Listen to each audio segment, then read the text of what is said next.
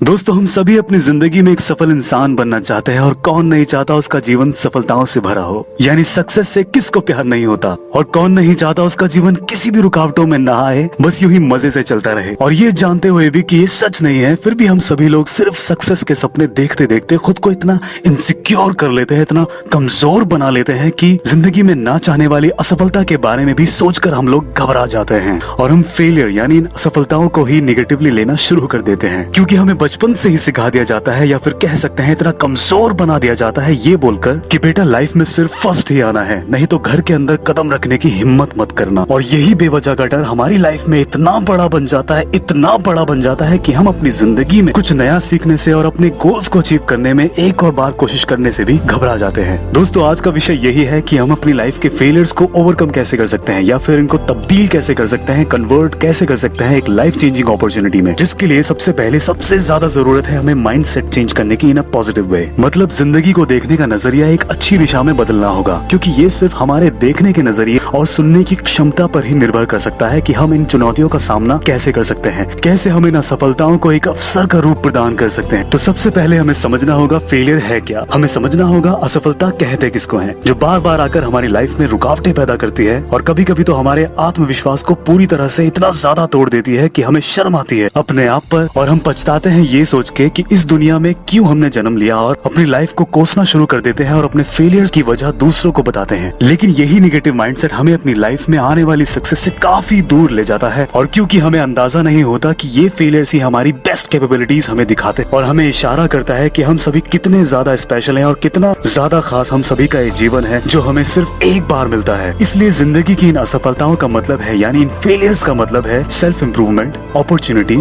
Life में कुछ कर दिखाने का एक और मौका। और दोस्तों, इस बात का सबसे बड़ा एग्जाम्पल है हमारे सामने निक वोयजिच, निकोलस जेम्स वोयजिच। 37 साल के नौजवान 1982 में ऑस्ट्रेलिया देश के मेलबर्न शहर में पैदा हुए। बस फर्क सिर्फ इतना था कि वो टेट्रामेलिया नाम की बीमारी के साथ पैदा हुए, और ये बीमारी जो कि बहुत कम लोगों को होती है, इस बीमारी में उनके शरीर का पूरी तरह से विकास नहीं हो पाया, जिसकी वजह से वो बिना हाथ और पैर के पैदा हुए। लेकिन पैदा होने के बाद जब इन्होंने जिंदगी को जीना शुरू किया, तब बचपन में ही इन्हें एहसास हुआ कि ये बाकी लोगों से अलग है, और फिर जिंदगी के हर मोड़ पर इनको शारीरिक चुनौतियों का सामना करना पड़ा। लेकिन वहीं पर जब निक थोड़े बड़े हुए तो वो अपने आप से हर रोज एक सवाल किया करते थे कि भगवान ने उन्हें सबसे अलग और ऐसा क्यों बनाया है, क्यों उनकी लाइफ में दुनिया के सारे दुख दे दिए। दोस्तों, हमारे जैसा स्वस्थ इंसान भी जिंदगी की बहुत से फेलियर से हार मान जाता है। निक तो फिर भी अपनी जिंदगी में शारीरिक चुनौतियों का सामना कर रहे थे, और ऊपर से उनके स्कूल में यानी स्कूल के बाकी छात्र उनका हर पल मजाक बनाया करते थे और स्कूल के बाहर की दुनिया उन पर तरस खाया करती थी। और इसी के चलते जब निक 10 साल के थे तो इन्होंने सुसाइड करने की सोची, यानी आत्महत्या करने का प्रयास किया। लेकिन उनके पेरेंट्स, उनके माँ बाप इतने सपोर्टिव थे और उनसे इतना प्यार करते थे कि उसी प्यार ने उनके दिल में आगे बढ़ने का हौसला पैदा किया। फिर एक दिन की बात है जब निक 13 साल के हुए, तब वो अपनी माँ के पास बैठे थे और वहीं पर उनकी माँ अखबार में उन्हीं के जैसे फिजिकल चैलेंज यानी कठोर शब्दों में कहा जाए तो एक उन्हीं के जैसे विकलांग इंसान की मोटिवेशनल आर्टिकल पढ़कर उन्हें सुना रही थी, जिसमें लिखा था कि कैसे उस इंसान ने अपनी लाइफ में चुनौतियों का सामना करते हुए सक्सेस हासिल की। बस उसी आर्टिकल से निक काफी ज्यादा इंस्पायर्ड हुए,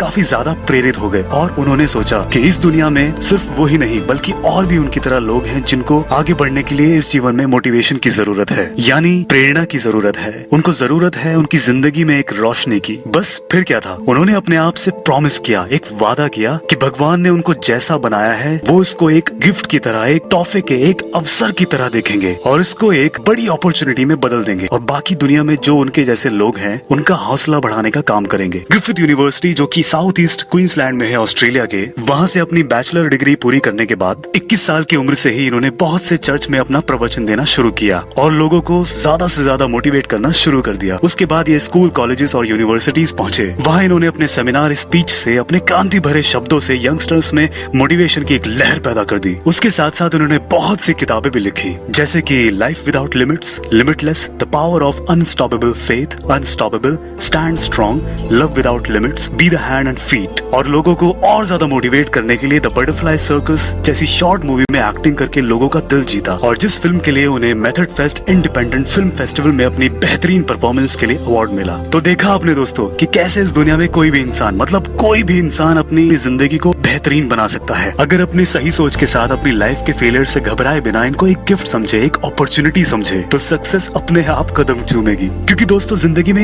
फेलियर्स ही तो हैं जो हमें खुद से मिलाते हैं, और जब कोई सपोर्ट नहीं करता तो ये असफलता ही हमें इतना मजबूत बनाती है कि जिंदगी में हम खुद को सपोर्ट कर सके। और इन फेलियर्स का इशारा समझते हुए दूसरों को कोसने के बजाय सबसे पहले खुद में कमियां ढूंढना शुरू करें और उनको सुधारें, अगर हम इन फेलियर्स को अपॉर्चुनिटीज में बदलना चाहते हैं तो। और फिर इन सभी कमियों को यानी इन सभी मिस्टेक्स को इम्प्रूव करने के साथ साथ हम वो नई चीजें भी सीखें जो हमारी लाइफ में एक वैल्यू ऐड कर सकती है। दोस्तों, फेलियर्स हमेशा हमारे सामने नई चुनौतियां इसीलिए ही खड़ी करते हैं क्योंकि वो चाहते हैं कि हम अपने आप को पहले से बेहतर बनाएं। और जिनकी लाइफ में बार बार फेलियर्स आते हैं वो सबसे स्पेशल लोग होते हैं। बस उन्हें ये समझना होता है कि उस मोमेंट पर उस फेलियर का यानी उस पल में उस असफलता का मतलब क्या है, वो क्या सिखाना चाहती है। और अगर आपने ये समझ लिया तो आप कभी फेलियर को नेगेटिवली नहीं लेंगे और फिर लाइफ में आपको सक्सेसफुल होने से कोई नहीं रोक सकता। लेकिन इस पॉजिटिव माइंडसेट के साथ साथ आपको प्रैक्टिकली भी इसको ज्यादा से ज्यादा अपनी लाइफ में इम्प्लीमेंट करना होगा, तभी आपको अच्छे रिजल्ट्स दिखाई देंगे। आपको ज्यादा ध्यान अपनी कोशिशों पे लगाना है कि कितनी बार और कितनी अलग अलग तरीकों से यानी कितनी अलग अलग स्ट्रैटेजी से आपने लाइफ में अपने उस गोल को अचीव करने की कोशिश की। नहीं तो प्रॉब्लम बताने वाले आपको 1000 मिल जाएंगे